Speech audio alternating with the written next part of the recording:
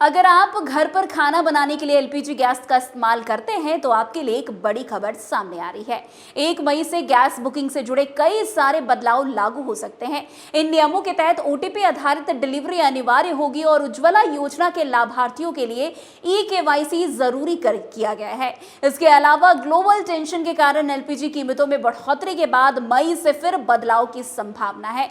इन सभी नियमों के बदलाव जो है आपको एक एक करके जानकारी देते हैं। दरअसल एलपीजी का इस्तेमाल घरों से लेकर बड़े बड़े होटलों और रेस्टोरेंट तक होते हैं। मिडिल ईस्ट में तनाव के चलते अप्रैल में एलपीजी की किल्लत का सामना कई लोगों को करना पड़ा।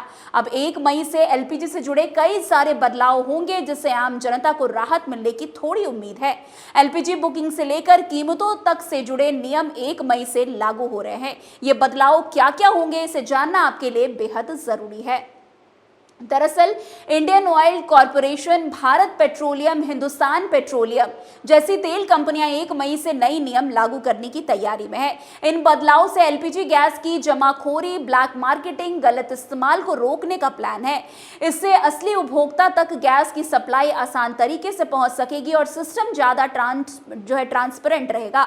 नए नियमों के तहत एलपीजी सिलेंडर की बुकिंग के बीच का समय बढ़ाया जाने वाला है। अब शहरों में एक सिलेंडर बुक करने के बाद दूसरा बुक करने के लिए कम से कम आपको 25 दिन इंतजार करना होगा, जबकि ग्रामीण इलाकों में यह अवधि 45 दिन तक हो सकती है। अगर कोई तय समय से पहले बुकिंग करने की कोशिश करता है तो सिस्टम अपने आप उसे ब्लॉक कर देगा।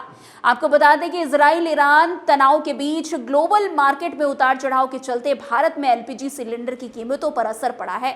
हाल ही में 14.2 किलो वाले घरेलू सिलेंडर की कीमत में करीब 60 रुपए तक की बढ़ोतरी की गई, जबकि 19 किलो के कमर्शियल सिलेंडर में भी लगातार महंगाई देखने को मिल रही है। ऐसे हालात में 1 मई से फिर से कीमतों में बदलाव की संभावना जताई जा रही है, जिससे आम लोगों के खर्च पर भी दबाव बढ़ सकता है। इसके अलावा ओटीपी से जुड़ा बदलाव भी होने वाला है। 1 मई से एलपीजी सिलेंडर की डिलीवरी के लिए ओटीपी आधारित सिस्टम अनिवार्य कर दिया गया है। अब ग्राहक सिर्फ बुक या रसीद दिखाकर सिलेंडर नहीं ले सकेंगे, बल्कि बुकिंग के बाद उनके रजिस्टर्ड मोबाइल नंबर पर भेजा गया ओटीपी बताना जरूरी होगा। सरकार के मुताबिक इस सिस्टम का इस्तेमाल पहले ही 94.5% से ज्यादा डिलीवरी में हो रहा है, जिससे गैस के गलत इस्तेमाल और डाइवर्जन को रोकने में मदद मिल रही है।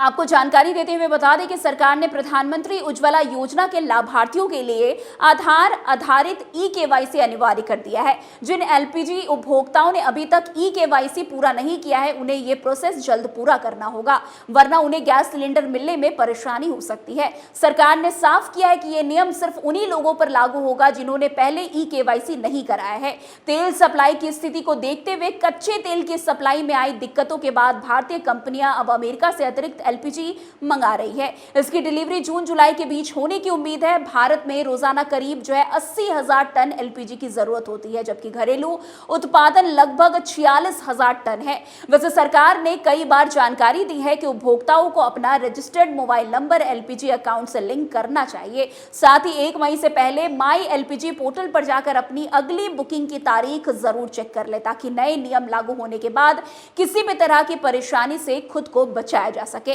अब जिस तरीके से नया नियम 1 मई यानी कि कल से लागू होने वाला है, इससे लोगों को कितनी राहत मिलेगी या उनके लिए परेशानी बनेगी, ये वक्त बताएगा। लेकिन कल से यानी कि 1 मई से बड़ा बदलाव अब होने वाला है।